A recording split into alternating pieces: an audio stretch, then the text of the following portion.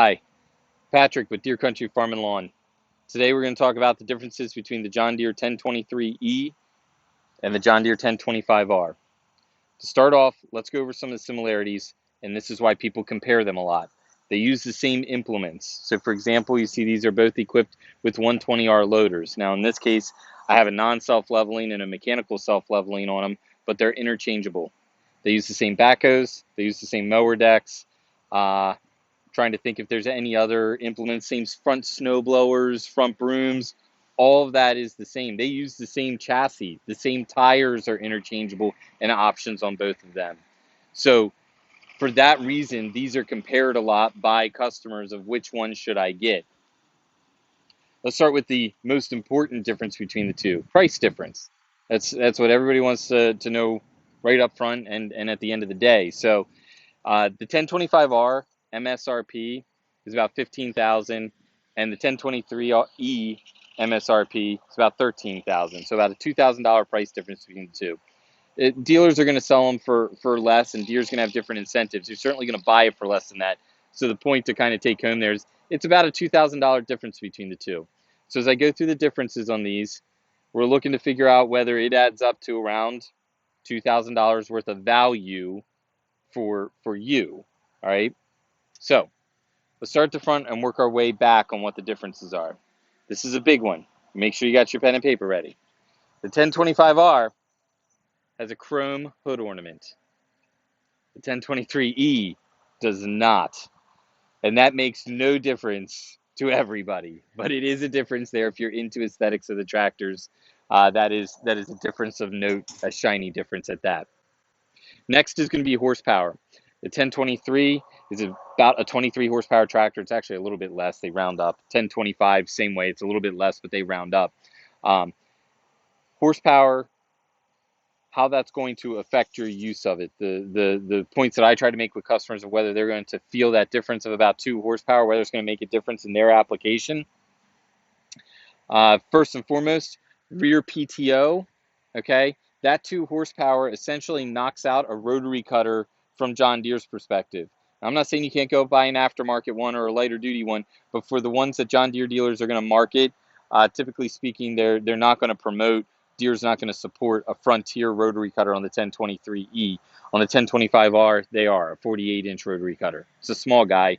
However, that is one of the tools that some people want to use on this size tractor. And if they want to use it, right away we're saying, hey, if you want to use a rotary cutter, we need to talk about a 1025R. There are other implements that are going to be affected by that as well. That's what you're looking at the horsepower difference, though, is whether the power is going to meet your needs. Another place that I like to steer people is the decks that are available on these for mid-mount mowers are a 54-inch and a 60-inch deck. If you choose to get a 1023 with a 60-inch deck and you have very thick grass that you're climbing hills while you're trying to mow, the 1023 is going to make you take that hill at a slower speed than the 1025R. It'll cut it, it'll handle it, you're just going to move a little bit slower. If you've got a flat surface and your grass, you're talking about your yard is very well groomed, you know, you're keeping it at 3 inches or less and getting on it every week or multiple times a week when necessary, you're not going to really notice a difference there. However, if you have one of those unique scenarios like I described, hills, okay, taller grass, the 1023 is going to want you to slow down to take that a little bit more.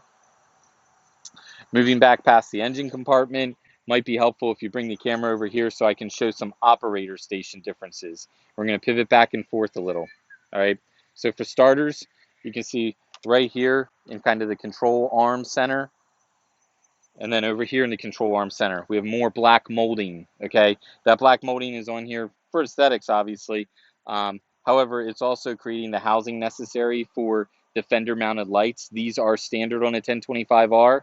On a 1023E, they are not. These lights are not just fender mounted and stationary. They can tilt and they can rotate. These are very handy. Whether you are out using a front snowblower or a front loader, if you're using the equipment at night and have front implements on the tractor, the headlights are going to be negatively affected as soon as you raise that implement on blocking the light beam.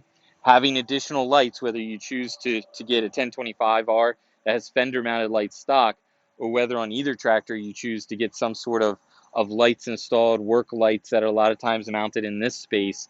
Lighting at night is something that isn't a factor in the tractor that you choose to buy. But the big difference between these two is standard fender lights and not. Okay. Next in the operator station, the 1025R has a tilt steering wheel. Okay. The 1023E does not. It's stationary. How does that affect you, the customer? It might not, to be honest. It might not affect you at all. Where I see customers find value in it the most is when they have multiple operators. So multiple family or friends or neighbors using the piece of equipment. The tilt steering wheel adds a level of comfort and convenience to people who are shorter, so that they don't feel like they're sitting here and driving here like a big rig steering wheel. It doesn't bother everybody though. So again, at a $2,000 price difference that I mentioned at the beginning, we're adding this up and saying, hey, is that worth $2,000? It might not be for you. Next is going to be cruise control, which is a little paddle right down here. If you bring the camera around, I'll walk around and point at it for you. You stay right there and look here. Okay, this is cruise control. All right. And for those of you that are saying, what do I need cruise control for? I'm not driving this on the highway. It's not strictly speaking for maintaining a speed while you're mowing the grass or doing loader work. What I see cruise control utilized the most for is metering when you're doing application. So whether it's fertilizer or salt or something. I mean, I have spreaders on the back of these. When you're spreading material, a lot of times it's very important to spread it at a certain rate. Okay, the amount of material you let out and the speed at which you move. Cruise control helps with that function so that you can set and repeat a consistent speed.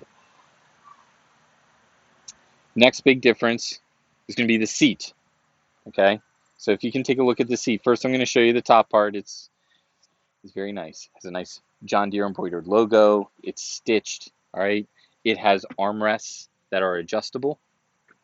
When you flip it forward, you're going to see, if you can poke the camera down here, this has a scissor suspension, okay?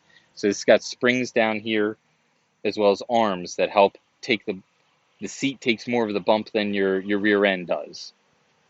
Now, let's compare it to the 1023E.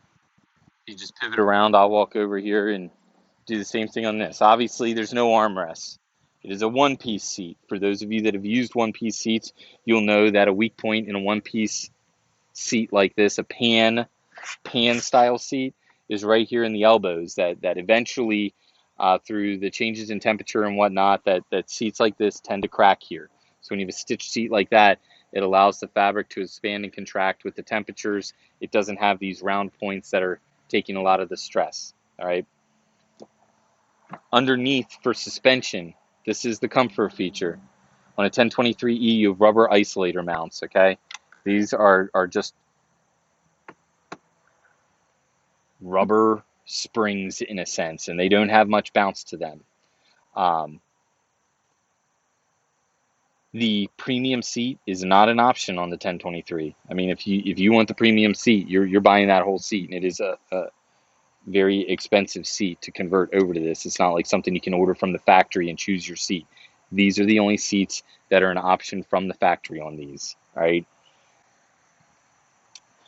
The biggest difference between these tractors that helps me figure out whether a customer should get a 1023 or a 1025 and helps them make the decision is the 3-point hitch lift. Okay, a lot of customers that buy 1000 series don't even use the 3-point hitch or the rear PTO, and when that's the case, essentially their decision on whether to spend the extra money to get a 1025 or to go with the 1023 comes down to those power and comfort features that I just described. Okay, for those of you that are considering a 3-point hitch implement as part of your desired package, this is where, in my opinion, it can make the decision easy on which one of these you should buy. On a 1023E, it's going to use hydraulic pressure to raise and lower the 3-point hitch, and I will show you in a moment. I'm just going to wait a second until we're ready to start the tractors and have that background diesel noise. But what you'll notice here is when I push down, like I'm going to lower the 3-point hitch, watch when I take my hand off, it bounces back to center. Same when I go up, because all it's doing is increasing and decreasing or releasing hydraulic pressure. Just like your loader joystick, where down or I let go and it bounces back to center. It's just increasing or releasing hydraulic pressure, okay? Whereas on the 1025R, this is using what's called a rock shaft, okay? It still involves hydraulic pressure. However, I can stop the 3-point hitch lever anywhere along the range of motion, okay? And Deere includes with it a locking piece here, okay? So if I were tilling and I knew that I wanted an exact depth, where I were using a box blade and I knew that I wanted an exact level, okay, I would choose my height, lock this into position, do my work, okay, and then when I get to the end of my work, I'm going to raise it up, turn the tractor around, and now I'm ready to do another row, if you will, with the tiller. I can drop it right back down to that exact same spot, and because it's operating on a rock shaft, it's going to drop it to that exact same spot, all right? So if using the 3-point hitch for precision is something that you have a need for, the 1025R has a feature that is very impactful from a productivity standpoint. On a 1023, if I were doing that same activity, once I would come back and want to lower my tiller again, I'm kind of eyeballing it, which is fine if you're not a perfectionist. I'm not a perfectionist. So for a lot of people, that still might not make the gap of $2,000, right? And that's the reason we're having this conversation, is so that it's like, hey, they look alike, they take a lot of the same implements, it's $2,000. What is the big difference? I'm going to show you these 3-point hitches go up and down, and then we'll do a recap. So if you want to take a look and kind of stand in the middle here so you can see the 3-point hitch go up and down, and you'll see what I mean. Let's take it up a little.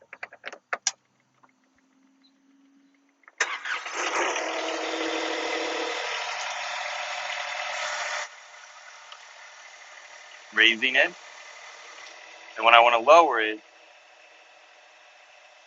I'm eyeballing where I want it to be at, okay?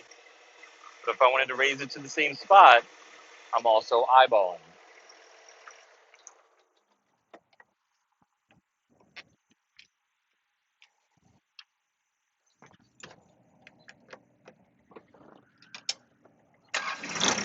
On the 1025R, raising it,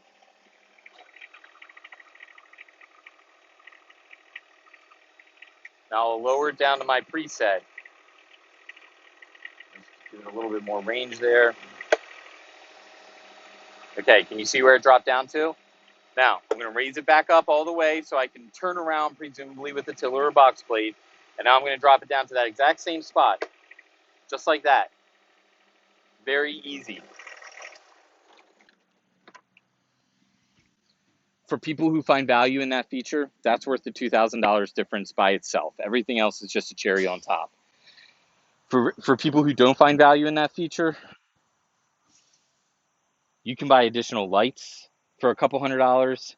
You can get another seat put on over there. You can buy one for $1,000 or less, probably something right around there. So the other features, you can actually buy those and still get away with the 1023 for less if you don't need the horsepower or the precision 3-point hitch. Hopefully this helps you identify which of these two tractors is best for you. They're two great tractors. They're best sellers at probably every John Deere dealer in America. I know they are for us. If you have any other questions, feel free to give us a call at Deere Country. Visit our website at www.deerecountry.net and visit us on YouTube and subscribe to our channel. Thanks. Have a great day.